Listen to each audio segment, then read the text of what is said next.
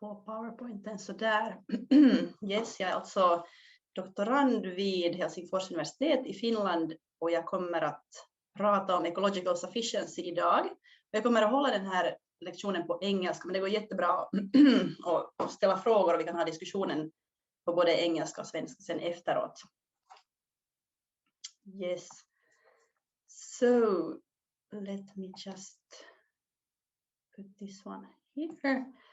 Yeah, so I'm very, very glad to be here with you today and have the opportunity to speak about the topic of my PhD work.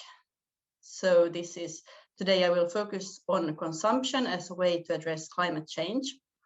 And I will speak about the idea of ecological sufficiency, which is very, very useful in this when we speak about consumption.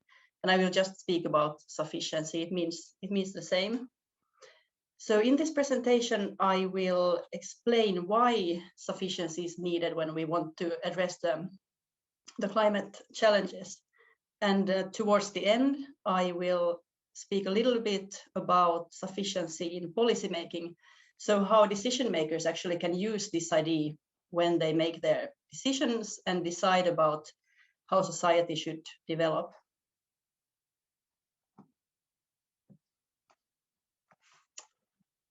Okay, so I want to start with some background. So to look at where the emissions actually come from. The richest part of the world where, for example, Finland and Sweden belong to, we stand for the majority of the climate emissions. So the richest 10% of the people in the world, they are responsible for more than half of all greenhouse gas emissions. And when we look at these emissions and where they come from in terms of consumption, and so then it shows that around 70% of all emissions come from household consumption. So this is why households and individuals play an important role and really big role when it comes to addressing climate issues. And of course, also structures in society are really important, but that's out of scope of this presentation. But I just want to acknowledge that it's equally important, but today I will speak and focus speak about and focus on the individual. So the fact that the rich part of the world, we have so big climate emissions means that if we want to solve the climate crisis, it's really a good idea to start by looking at ourselves. So I wanted to put a picture to symbolize consumption, and this is a picture I found in Svenska Dagbladet. And perhaps when we think about consumption, then shopping is one of the first things that come to our mind. But there are also more things that are part of what we call consumption, or when we study it. So food, what we eat, and transport, how we travel, housing, how we live and how we heat our homes, and of course then also the stuff that we buy. And something that I find interesting when studying and researching sufficiency in consumption is how much can we actually tell people what they should and should not do and what they are allowed to do. Is it okay to say that, for example, or suggest that meat should be banned in lunch restaurants, or you cannot fly to Thailand for holiday every year, or fly for long, go for long trips often. And perhaps now during Corona, it's a different thing. We don't travel, but hopefully this will stay at least to some extent also after this pandemic is over. So yeah, I will now speak about sufficiency, which is it can be summarized as a good life within the limits of our planet. So this is the idea of the concept sufficiency. And it brings up questions such as what is enough, which is quite a difficult question actually in our culture, where we are used to having more constantly. Things would get bigger, faster, and cheaper. And then we have this idea of reducing consumption in absolute terms. So how to explain sufficiency? One way is to use K. Travers' DOUGHNUT model to show what it's all about. So we have two limits that are really important. We have the ecological limit and we have the social limit. So the social limit is something that everyone should be granted. This is the minimum level that everyone should have. And we have the ecological limit, the ceiling, which is something we should not exceed. And in between, we have something that can be called sustainable consumption corridor. And this is where our consumption should stay. And I would say that the idea is really simple. It's very logical, but in our societies, it's actually fairly radical to bring up something like this, because our societies are not, or the societies in the rich part of the world are not living according to this. We exceed the ecological limits a lot. So this gives, of course, rise to many questions. For example, what is a good life? Needs and wants, what do we really need and what is unnecessary, what is luxury, what is overconsumption?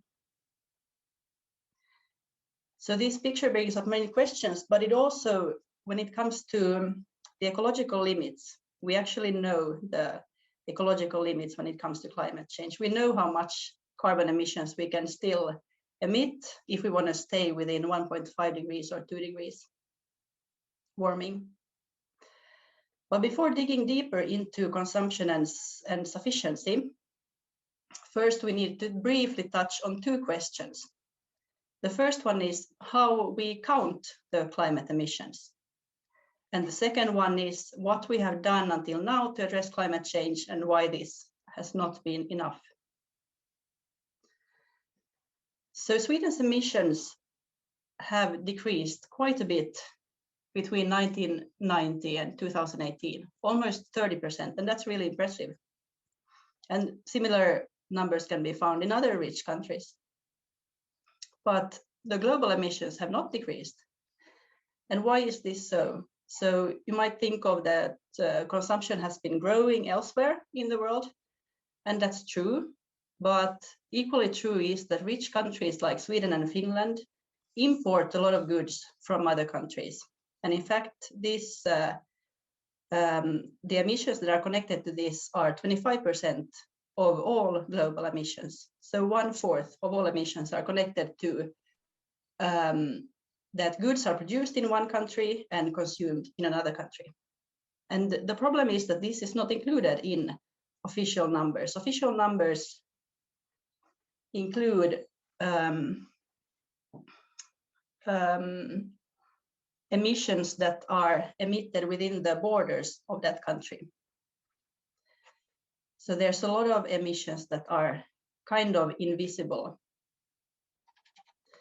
So this is why we need to bring up another way of calculating emissions, consumption-based emissions, which includes emissions from goods that we use here, but that are produced abroad. Okay, so now let's have a look at Sweden's emissions according to this consumption-based emissions accounting. Remember that the official number is that Sweden has reduced emissions by almost 30%. So here we have the graph from Naturvårdsverket, and the blue is emissions in Sweden and the red is emissions in other countries. And something that we can see here is that the emissions in Sweden, within the borders of Sweden, have decreased, and the emissions in other countries have increased. And when we look at the total, there is in fact no decrease in emissions at all. There is actually a slight increase. And this is very interesting. I don't know exactly how it is in Sweden, but in Finland, this is not really spoken about. And Finland has exactly the same figure. When we look at consumption-based emissions, there is no decrease in climate emissions during the last 10 years. And this is important because if we look at responsibilities and making climate change mitigation effective, so if we would look at these figures and see what Sweden and Finland have done, we would see that actually not that much, because we have just kind of exported our emissions abroad. So, but if we would say, put like a parallel target for consumption-based emissions, then we would see something like this.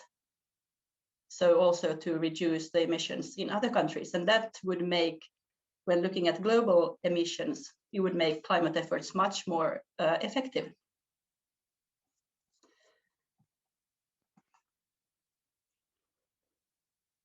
So then the other question that we will touch upon briefly before returning to sufficiency and consumption. First, let's look a little bit at how we have been reducing emissions up until now. So there has been a lot of focus on production, so producing goods more efficiently, and we have used a lot of technical solutions. But the problem is that even though we have been able to produce a specific product with less energy and material use and emissions,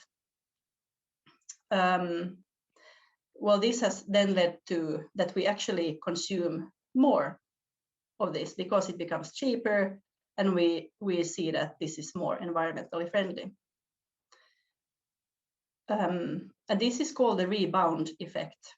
And this is very problematic because even though the item that you have in your hand, even though this item has less emissions, the total emissions still have kept increasing. And that is in the end what matters when we want to address climate change. So in conclusion, efficiency and technology are important, but they are not enough in themselves to solve the climate crisis. So we also need to focus on consumption, and we need to reduce consumption in absolute terms. So now we are back to the topic of consumption and sufficiency. So we have this, we are in the situation that we have been focusing on efficiency and technical solutions, and we need to reduce consumption. But how to get from here to there seems to be quite a challenging question. The gap is fairly big. So when I was with colleagues studying this issue, we were using Ian Goff's idea of steering consumption as a middle stage there, like an additional stage to bridge the gap between efficiency and reducing consumption.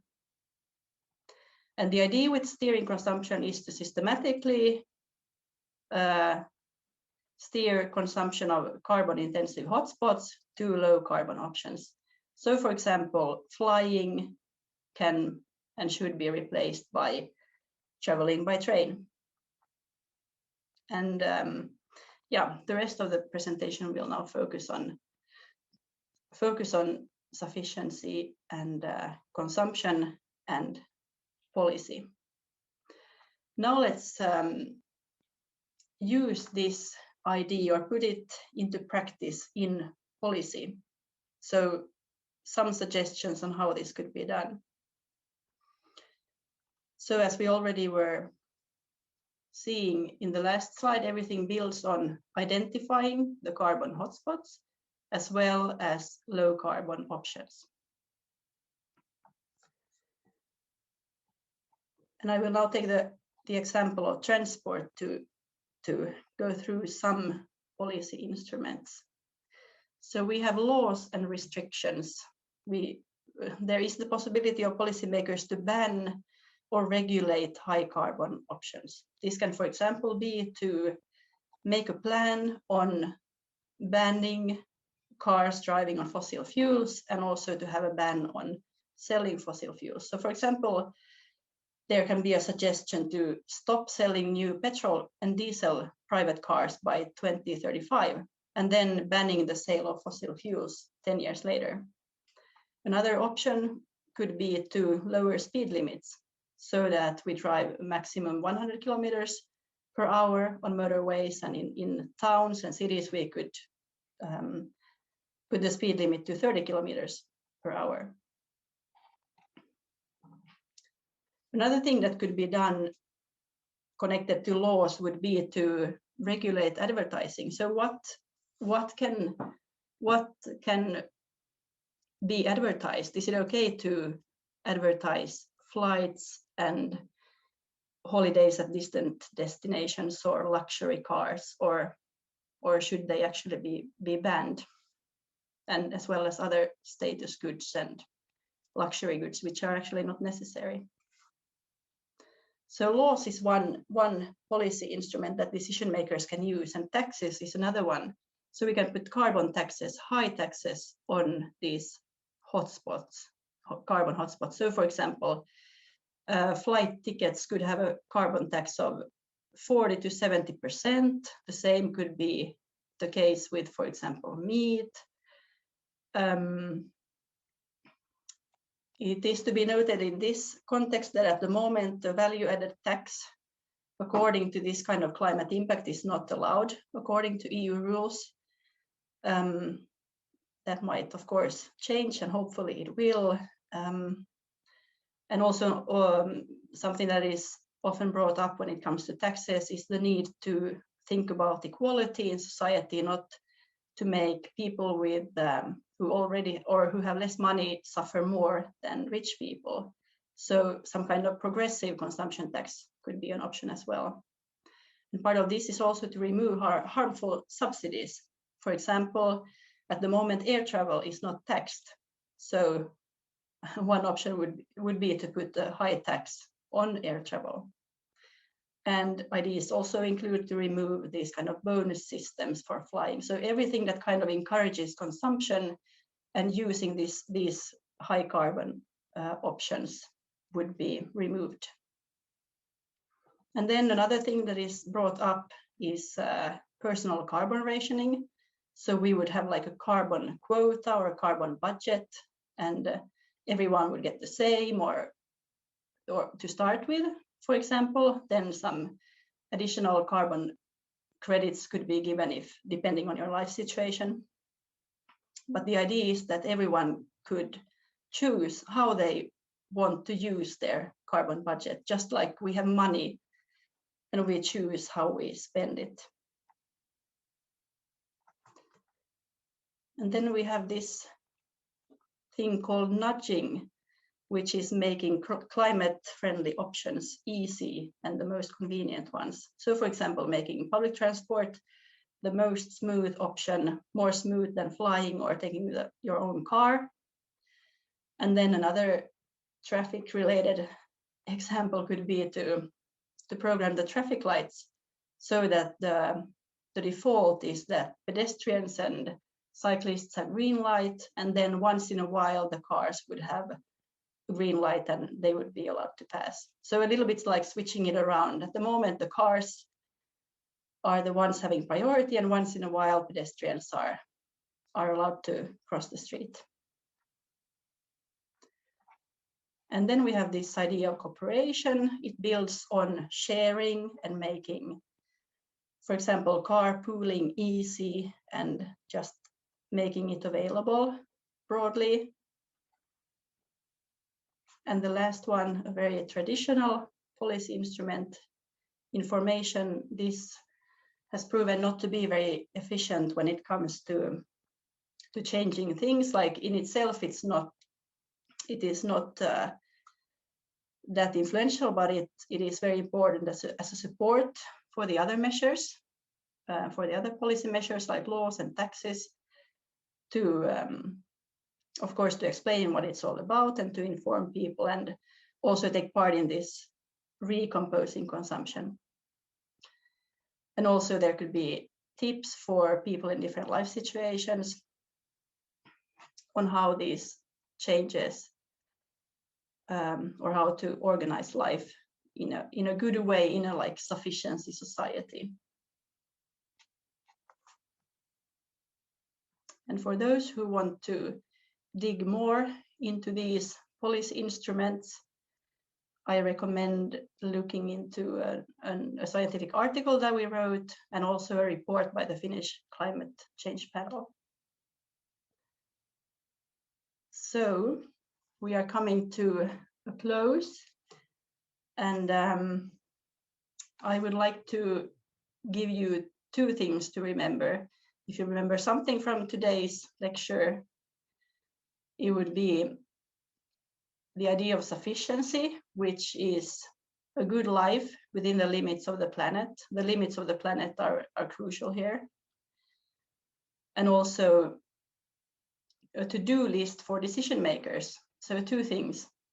First, shift consumption from carbon hotspots to low carbon options, and then to reduce consumption. And I will end by saying my personal view on sufficiency. I think it is extremely useful in these times when rich countries around the world are looking into how to realize these ambitious climate targets that we actually have, because they are really ambitious, and if we can stick to them and if we can actually implement them, it is fantastic. So I believe that sufficiency, together with all the action that we are already doing, can give us a direction and a frame, which is the planetary boundaries, when we search for a way forward to address the climate crisis in rich countries. Yeah, thank you. I'm happy to keep discussing the topic with you. Thank you, Tina.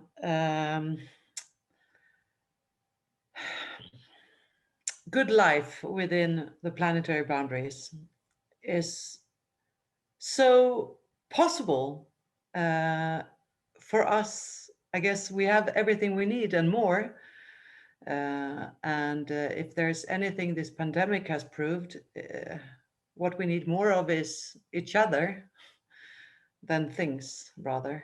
And from my personal view, again, since I stopped flying and went by train instead, I've enjoyed every travel so much more. It made the world big again, and I got to appreciate time, and the travel in itself became an adventure again, which is so cool. So there are so many positive things as well we can do that doesn't cost a lot of harm to the nature. Music, art, bring it on. Anyway, we have many questions, of course, there are many. We have 2 question marks by Eva. Does that mean you have 2 questions, or does it mean you didn't understand my question mark? Eva. Hej, Eva här. Går det bra att fråga på svenska? Yes, det gör det. Okej, tack.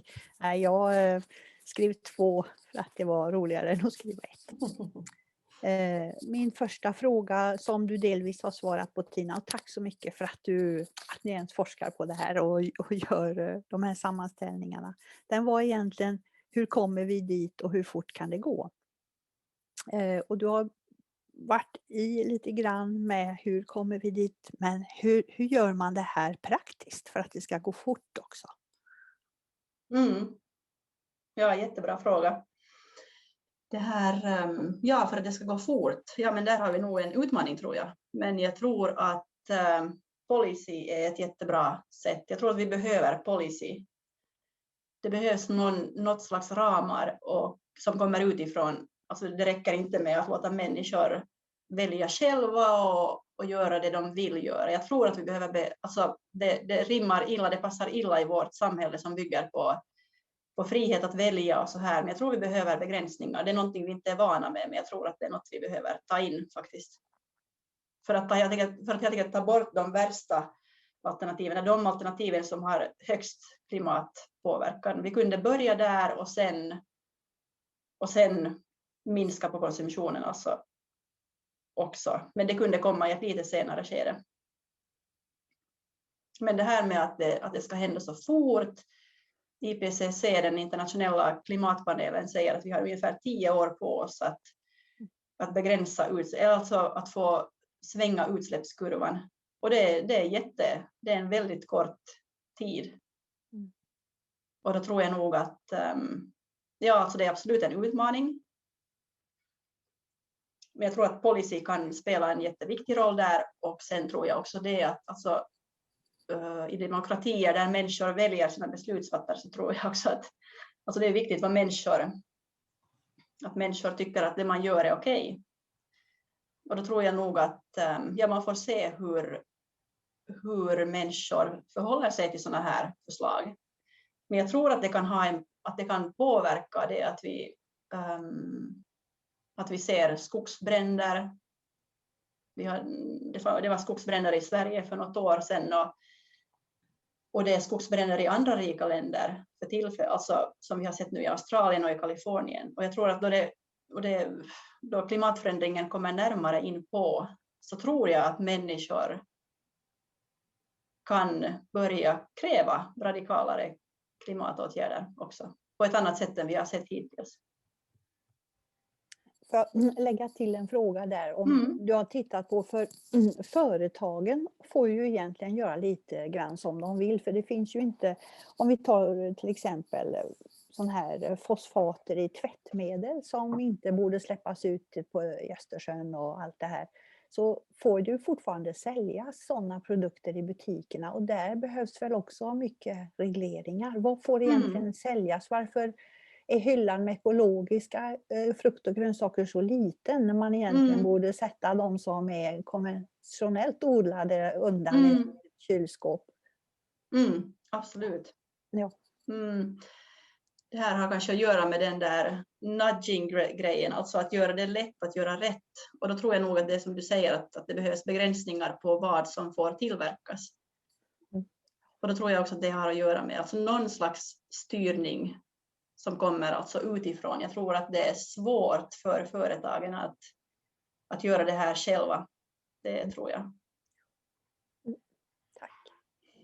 Sen så är det ganska många som inte gillar att bli åtsagda hur de ska och tänka och göra. Så kanske att locka mer med attraktiva, få det att se attraktivt ut och fördelaktigt. Och nu har vi en fråga från Alistair.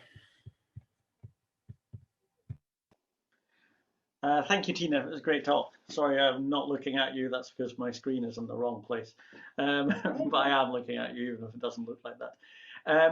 Super talk. The 2020 was a little bit of an unusual year in terms of consumption. Do we know anything yet as to what consumption numbers were, consumption-based emissions were in 2020? I don't have any numbers on that. I had a quick look on the Ecological Carbon Footprint Network website, and they said they get a lot of questions about this, and they said that it's too early to say basically yet. But I think and they couldn't give actually any answers on this, and they referred to some other sources. Because it's for researchers like yourselves, it's a perfect opportunity. It's a controlled experiment in terms of consumption. We all of a sudden changed our consumption patterns. It'll be interesting to see. I've still got you. I'm going to steal one more question. You gave us 5 bubble solutions: information, laws, and so on. I'd like a sneak preview of your article before I read it. Which one's best? Oh, which one's best? Well, I think the article is more, how to say, like it's more condensed, so fewer pages. The report has more details if you are interested. Sorry, that's not my question. My question: which of the 5 bubbles does your article? Sorry. I'm sure your article's best. That I know already. Yeah, sorry. The 5 bubbles. Well, I would say that the regulation and so the laws and the economic instruments, taxes, I would say that they are probably the most effective ones in terms of result, but I think the other ones are extremely important as well. Thank you, Tina. I need to leave you now, but thank you very much for being at Researcher's Desk. Nice to meet you. Bye-bye. Thank you. Nice to meet you. Bye. Erik Pil, varsågod.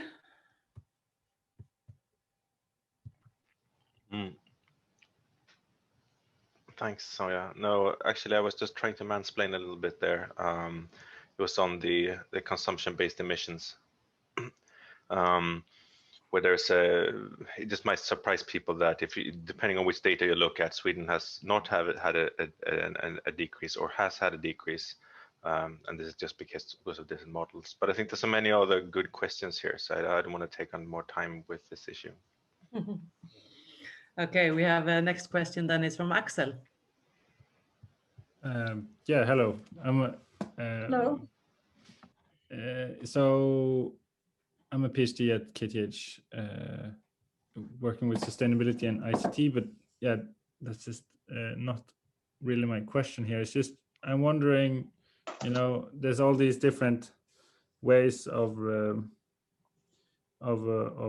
reaching sustainability, and these bubbles that you talked about a bit earlier, and also the previous question about which one is best or have most potential. I was just wondering also just in general for this room, so considering that we have had already a lot of years on doing these kind of changes, especially in policy, is there a potential, or is it possible to do this in that short amount of time that we have for doing this big change? What do you think?